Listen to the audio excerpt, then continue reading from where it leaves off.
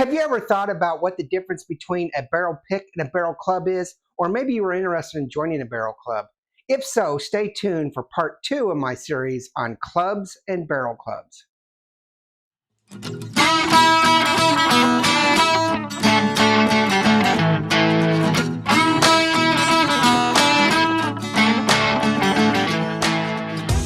Cheers, everybody. Welcome to another episode of Bourbon and Booze. I'm so glad you're here for part 2. If you missed part 1, we discussed whiskey clubs or spirit clubs, organizations, social groupings that were either virtual or in person that allowed you to come together with other people of like-minded taste for comparing whiskeys. Well, we'll use whiskeys for this.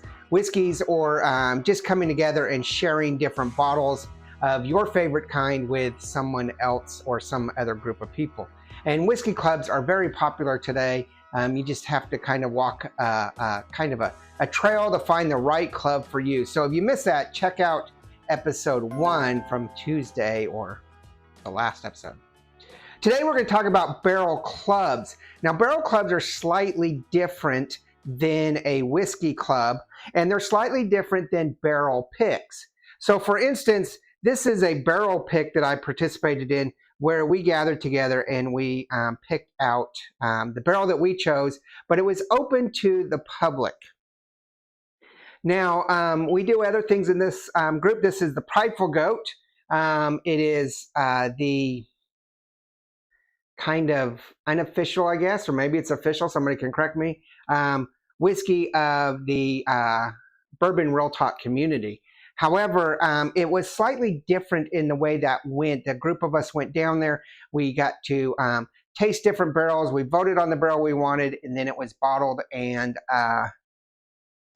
sold to members, not to the public. A whiskey or a barrel club is slightly different. That's where you're a membership of a group of individuals who go specifically out and choose barrels to have bottled and distributed to their members almost exclusively. Now, some of those clubs have to work with certain not distributors, but retailers, and the retailers will get a portion of that bottle and they will sell it publicly. But a lot of the times, barrel clubs are specifically working through a producer to create a barrel, a bottle, and then is sold not to the general public, but maybe a private group, or if you have access through that private group to a public venue, such as an online sales. And so barrel picks or barrel club picks are usually differentiated with what's called a tater sticker. And that is these unique stickers that go on the back of the bottle that they pick. So this was a Buffalo Trace single barrel pick that we did in a group. And then this cool little tater sticker, this identifier, so to speak, of the club is put on there. Now, some bottling, some club or producers won't let you do stickers, so they have like usually hang tags, chains, or the distributor or retailer will put a chain on there. But like Jack Daniels, I don't think they allow for tater stickers. I could be wrong, but they usually have these little hang tags. So these are just a general example of picks that I have participated in. There's another one that's down there that I forgot, but there's much more from different clubs. I think there are 4 different clubs showing here that I'm a member of. I'm actually a member of 6 clubs. 2 of them I have difficulty kind of getting involved with just because of the expense of the barrel or the bottle, and also because of shipping issues. There are some companies that don't have a license to ship to my state. So before you get involved in a club, if it's not local, you definitely need to make sure that they can ship to you. I'm involved with a club that I extremely want to be a part of, a great group of people, but unfortunately it's not located in my state, and the shipping company, the shipping retailer and distributor they use is not legally able to sell or shipped to Texas, which is really bummer. I have to go to another state if I want to get a bottle. But a barrel club is a really cool thing to get involved with. It's not something you should just jump into without any really good research. You want to make sure it's a good fit for you. There are barrel clubs out there that specifically focus on one retailer or one producer, I should say. So if you want to get a variety of different producers, bottlers, then you want to make sure that you do some well-rounded research, because you could be stuck into a barrel club. Well, you're not stuck, but you're involved in a barrel club that is only doing one distillery production. And that is quite common with some distilleries or some bottlers, I should say, who like to take other people's stuff and then change it and add it. So make sure you check that out. Also, you want to definitely look at the shipping and the cost. Barrel clubs can be quite expensive. There's a barrel club I'm involved with that is really expensive, and they only do one bottling a year or every 2 years. And that is the reason it's so expensive, and it's really high end, and it's a little bit out of, well, not a little bit, it's quite a bit out of my range, but I'm working on trying to get involved more with that club. Some really good friends run it. But you also want to make sure that it's something that you might enjoy. You don't want to get in a club that always chooses stuff just for choosing. You want to make sure that there's really good discussion on what kind of bottle or producers, distributors, distillers that you're looking at, to make sure that you are really choosing a good quality juice that is something that you would enjoy. And so, you know, I have a Knob Creek here, if you didn't know that, by that Knob Creek single barrel select that the group went and chose. I have a artist blend from Compass Box, a couple of different versions of this. I have a couple different piggybacks from what is this called? Whistle Pig, sorry, that we have chosen. Litchfield, which is a very common barrel club selection. Chattanooga Whiskey, which is one of my favorite, has just started doing barrel picks for clubs. Of course, Jack Daniels, there's tons of these around. And then I showed you the Buffalo Trace. Those are things that you really want to research. Are these good quality juices that you're interested? Then that's what you want to get into.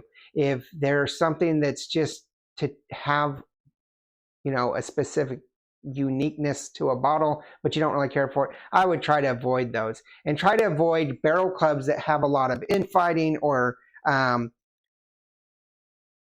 you know, hostile, unfriendly discussions about picks or about other things that have nothing to do with the picks. And also try to stay away from authoritative groups where it's one or two people running the whole thing, and it's you get this or you don't get this. Let's get into clubs where you can be an equal partner in that process. You can have a say-so in it, and you're not pressured into buying every single bottling. Barrel clubs tend to, and COVID had a lot to do with this, where there's this backlog of picks, but barrel clubs tend to push out a product, a selection, so to speak, a barrel pick, a little bit too often for a lot of people. And then there's that kind of pressure, that desire by the barrel club to make sure that everybody buys it, because this is a lot of money running on the line. We're talking anywhere from $5,000 to $20,000 to $25,000 per pick that this club is on the line for. And so if you don't know the process, the club will go to distilleries and choose a barrel. They'll select a barrel. They have to work with the distillery. They have to work with a distributor, international or interstate distributor, and then they have to work with a retailer. A barrel club is not something you can just go to the distillery and say, hey, I want to buy this barrel, and they load it in your car. That is completely illegal, and don't know of any clubs that actually get away with that. So what you have to do is you have to work with a club that works with a distributor or a distiller, and the agreement is, hey, we'll get this to you, but you have to have a distributor that's going to send it to a retailer, and the retailer has to agree that they're going to sell it. And then the retailer has to have some sort of a surety that most of that barrel is going to be sold, if not all of that barrel, depending on how you work it out. If not all of that barrel is going to be sold to its members so that they are not on the hook for the lost sales. And so a lot of distributors will have retailers already set up for you. And then, of course, retailers will always have a distributor because they're fixed into one or two different distributors, depending on what state you are. And they don't want to be on the hook for it, so they're going to work with you to make sure it gets sold. That's the same way with online sales groups that can sell to your state. They don't want to have a bunch of inventory that they can't push. So a barrel club has to have the ability to meet the quota or exceed the quota that is set up by the retailer. And so that's why there's that desire for every member to buy a bottle that they pick. The unfortunate thing is that they pick, in a lot of cases, too often. And most people are not a member of one club. They're a member of multiple clubs because they like a variety. So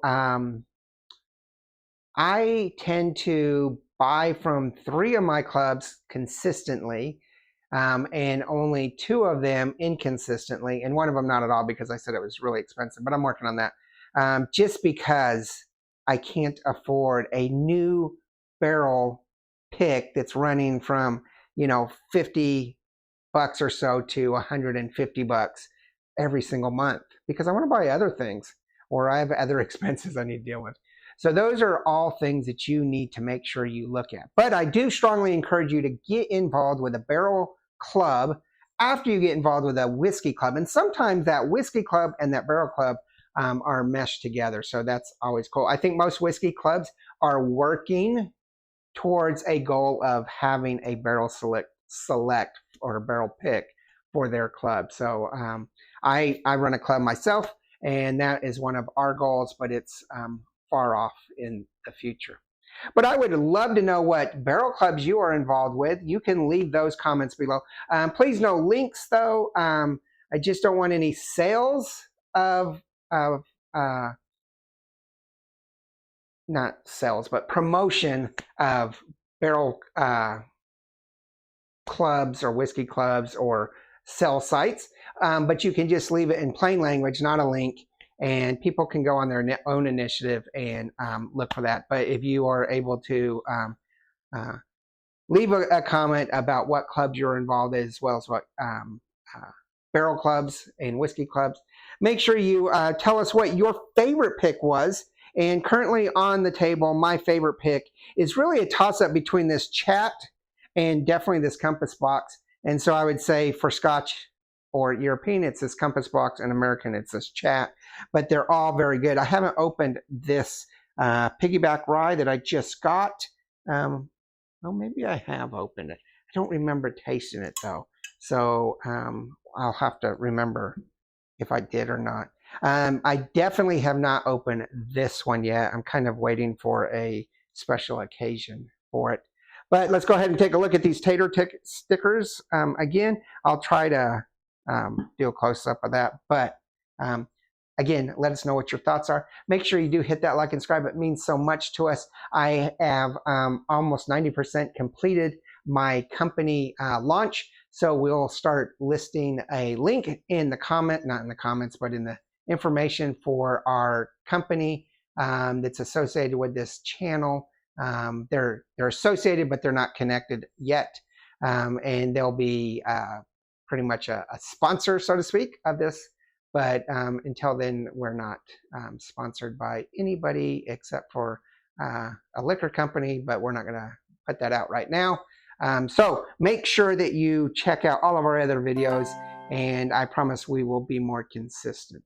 All right, guys, it is really early in the morning. It's 7:25 in the morning, so I'm not having a drink this early, but I do need to get this out. I have lots of things to do today, so I need to get this edited and ready for you for this afternoon. So I'll say goodbye and make sure you do follow along. All right, guys, remember there's no bad whiskey. There's only good whiskey and great whiskey. Barrel picks are usually great whiskey. Cheers.